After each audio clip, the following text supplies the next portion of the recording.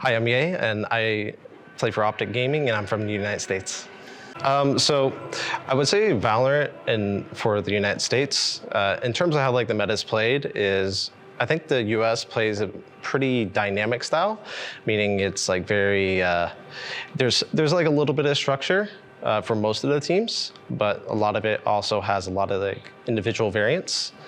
And in comparison to the rest of the world, some regions, I think like APAC, lean a lot more into individual freedom and a lot of individual variants, like making a lot of like plays on the fly. I think Japan and Korea, for example, they are much more structured, meaning they tend to have like a lot more set plays, set plans, even like traps on both the attacking and defensive side.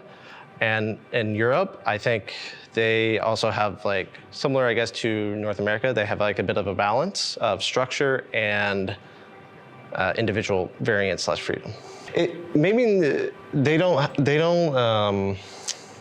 I would say that in the United States, they don't have like a ton of like set plays so much. I mean, they do, but definitely not as much as like some other regions. It's more of a, yeah, it's more of a balance, I think. I'm honestly a big fan of the Japanese region. I've been watching a lot of like the social media presence and everything. I've been seeing like all the fans in the stadium and stuff like that, and I think it's like crazy because I've been hearing stuff of, you know, they're having like lottery ticket systems, and because like there's so many people that want to get involved. So I think that's like crazy, and I honestly wish I can visit Japan and play in one of those stadiums. It'd be amazing. I watched a little bit of it, and it's crazy. What do you think about it? I just think it's crazy. It's a crazy region, and they have such like passionate fans, and I'm really happy to see it's like a esport that it's just been exploding in Japan. I can't say enough good things. I love to, and honestly, like even before like, you know, Valorant and that sort of thing, I've always wanted to visit Japan. So I think it'd be like almost I guess cherry on top to be able to play as well in there. It'd be amazing experience. No, not yet, but it's always been a place I wanted to visit, and there's also like a few restaurants as well. I'm not sure if you know of Jiro, but. The one with the sushi. I've seen documentaries on it, and like someone who's just dedicated their life to it. That's somewhere I want to visit it. You know, I love sushi. Yeah. I don't know if there's anywhere like off the top of my head in particular.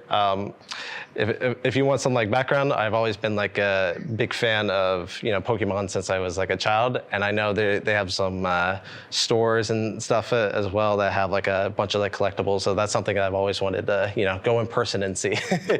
Yeah, that's something, because like there's nothing like that exists in like the U.S. You know, at all. Yeah, I mean, well, not to like the same, I guess, degree, I guess, you know, so it's like, it's just a whole different experience. I think a player in particular that goes a little bit under the radar is probably Sugar Zero. I think him as a controller, he's definitely one of the best controller players in the world. In fact, there's a few ideas he's had for like different sites and like different maps that like I've never seen before. And I remember, one time we were like scrimming them on Fracture. I think he was playing Viper at the time. I could be wrong, but they did an ult I've never seen before from any other region, and it was a really good ult. It was a really good Viper ultimate. It like covered like a choke point, and I never thought it before, and we were like, I don't know what to do against this. This is crazy good.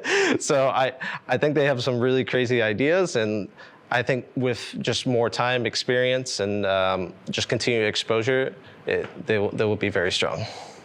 I don't know if there's a particular play maybe that like super impressed me. He definitely had like a lot of like, to me, he strikes me as a player, well, he gets like really like essential like 2 or 3 kills that like change the whole like impact of the round. I don't know if he's like a very, very flashy player, and most controller players aren't in general, but like the annoying thing I think about him is like, it'll be like maybe like a 4 versus 3, and then, you know, maybe in favor of the other team, and then he will get like 2 or 3 kills in a row, and now it's like he just won his team the round, and he does that. He gets like very consistent value, I guess, more than anything. And I think that makes him like very good. And he does it on a bunch of agents too, so which is very nice. From what I've seen, there's been a few players. I think, like for example, Meteor has been a player that has looked very individually, like from an individual's perspective, he's been looking very, very strong.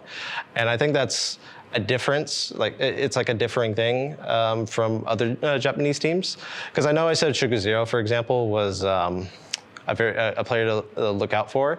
But yeah, I guess you're starting to see like one of the more star players, I guess, like emerge from Japan. So it'd be interesting to see how we qualify for champion. And I would say the expectation is, I don't know if we have like an expectation. Obviously, I think like everyone wants to do well, but I guess the expectation is like, we just do our best, and hopefully that's good enough.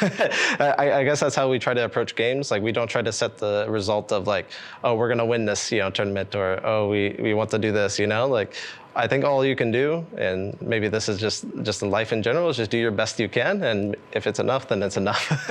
But other than that, expectations, I think, at least for the North American scene, if you're asking about that LCQ, I think Cloud9. Hopefully, if they pull together, we'll be able to qualify.